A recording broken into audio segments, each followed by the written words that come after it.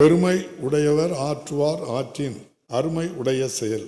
அரிய செயல்களை அவற்றுக்கு உரிய முறையான வழியில் செய்து முடிக்கும் திறமை உடையவர்கள் பெருமைக்குரியவர்கள் ஆவார்கள்.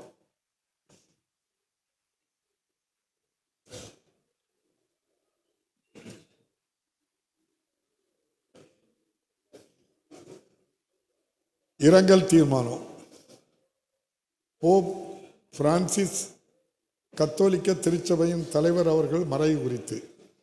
கத்தோலிக்க திருச்சபையின் தலைவராகவும் பரிவோடும் முற்போக்கு கொள்கைகளோடும் பெரும் மாற்றங்களை முன்னெடுத்த ஆளுமையான திருத்தந்தை போப் பிரான்சிஸ் அவர்கள் தமது 88வது அகவையில் 21/4/2025 அன்று வட்டிகான் நகரில் மறைவுற்ற செய்தி அறிந்து இப்பேரவை அதிர்ச்சியும் ஆற்றொன்னா துயரமும் கொள்கிறது.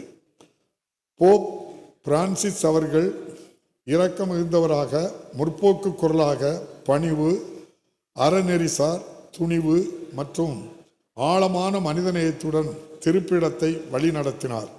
வறியவர் மீதான அர்ப்பணிப்பு, புறக்கணிக்கப்பட்டவர்களுக்கான அரவணைப்பு, நீதி, அமைதி மற்றும் மதங்களுக்கு இடையிலான உரையாடல்களுக்கான அவரது முன்னெடுப்புகள் ஆகியவை கத்தோலிக்க உலகத்தை தாண்டியும் அவருக்கு பெரும் மரியாதையும் பெற்றுத்தந்தன.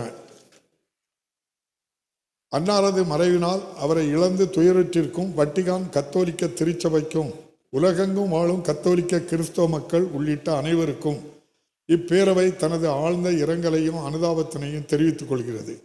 இந்த இரங்கல் தீர்மானத்தை நிறைவேற்றும் முகத்தானும் மறைந்த இப்பெருந்தகைக்கு மரியாதை செலுத்தும் வகையிலும் மாண்புமிகு உறுப்பினர்கள் அனைவரும் எழுந்து நின்று 2 மணித்துளிகள் அமைதி காக்குமாறு கேட்டுக்கொள்கிறேன்.